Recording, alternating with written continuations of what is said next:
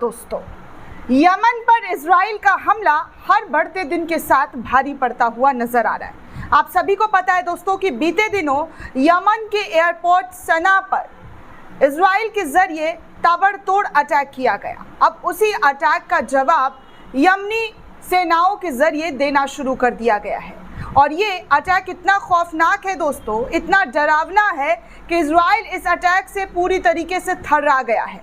आपको बताऊंगी कि कैसे इजराइल के ज़रिए जो अटैक किया गया था यमन के ऊपर, यमन के हवाई अड्डे को तबाह किया गया था, उसके बाद यमन के हूती विद्रोही पूरे फुल फॉर्म में नज़र आ रहे हैं। और इस तरीके से फुल फॉर्म में नज़र आ रहे हैं दोस्तों कि ऐसा अटैक जो अब तक इजराइल पर किसी भी संगठन के ज़रिए, किसी भी मुल्क के ज़रिए नहीं किया गया है, जितना ख़तरनाक अटैक यमन के हूती विद्रोहियों के ज़रिए कर दिया गया। यमन ने इजराइल पर आसमानी कहर जो है वो बरपा दिया है। आसमान में सिर्फ और सिर्फ मिसाइलें जो हैं वो नज़र आ रही है और तो और कहा जा रहा है कि इजराइल में चारों तरफ चीख पुकार जो है वो मची हुई है। इजराइल के लोग अपने घरों को छोड़ कर भागते हुए नज़र आ रहे हैं।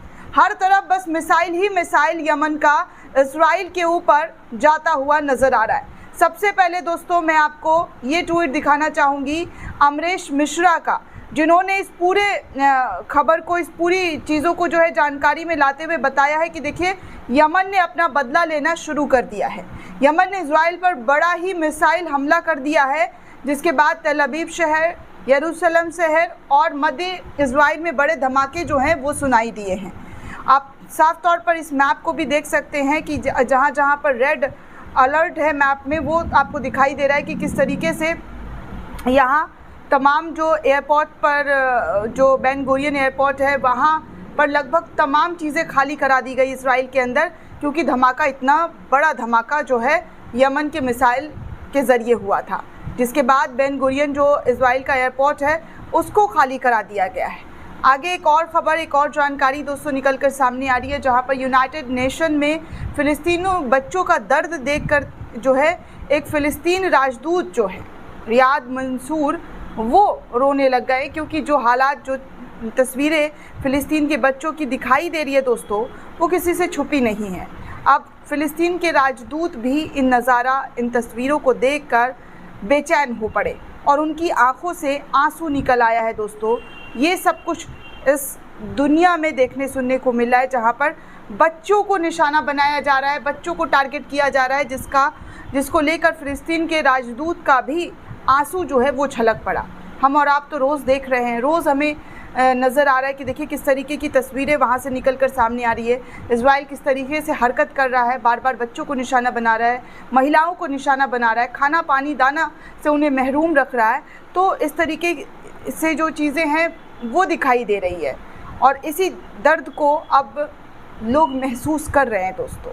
दुनिया भर की तमाम कंट्री महसूस कर रही है, लेकिन कदम कोई सख्ती वाला इसराइल को लेकर अभी तक उठाया नहीं गया है। आगे एक और जानकारी दोस्तों निकल कर सामने आई है, जहाँ पर वेस्ट बैंक और नेबलस पुराने शहर के अंदर और आसपास में फ़िलिस्तीन रेसिडेंट्स और आईडीएफ बलों के बीच सशस्त्र झड़पें जो है वो चलने की खबर आ रही है। यानी कि फ़िलिस्तीन के लोग और आईडीएफ के बीच जो है झड़प, जो हथियारों का झड़प, वो अंदर रिहायशी इलाकों में भी देखने सुनने को मिल रहा है।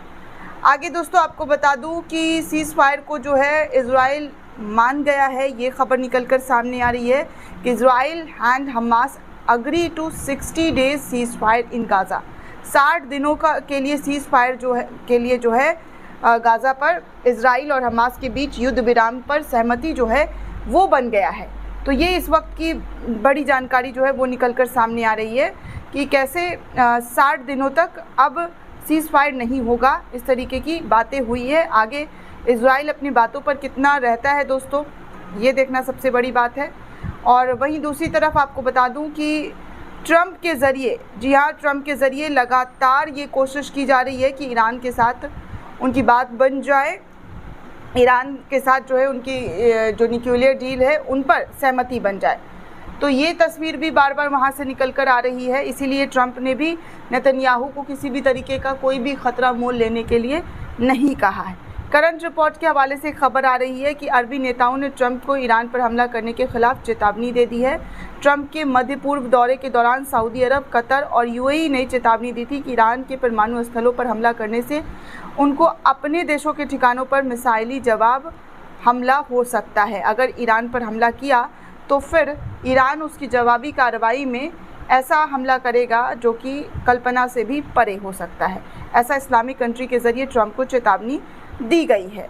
वहीं दोस्तों करंट रिपोर्ट की एक और ख़बर निकलकर सामने आ रही है और करंट रिपोर्ट के हवाले से ये खबर आ रही है कि अमेरिका के राष्ट्रपति डोनाल्ड ट्रंप ने कथित तौर पर ईरान की परमाणु सुविधाओं के खिलाफ संभावित संयुक्त हमले पर इजराइल के साथ समन्वय समाप्त करने का आदेश जो है वो दे दिया है। तो इस वक्त बड़ी जानकारी है कि इजराइल को आदेश दे दिया गया है कि किसी भी तरीके से कोई भी रिस्क जो है वो ना ले, जिससे उनके आने वाले समय में डील जो है ख़तरे में पड़ सकता हो। तो ये तमाम चीज़ें जो है ट्रंप के ज़रिए नेतन्याहू को बार बार दोहराया गया है, चिताया गया है। दोस्तों इस पूरे रिपोर्ट को लेकर आप क्या सोचते हैं, आपकी क्या प्रतिक्रिया है, हमें कमेंट करके ज़रूर बताइएगा। साथ ही साथ चैनल को ज़्यादा से ज़्यादा लाइक, शेयर और सब्सक्राइब करना बिल्कुल भी ना भूलें। धन्यवाद दोस्तों।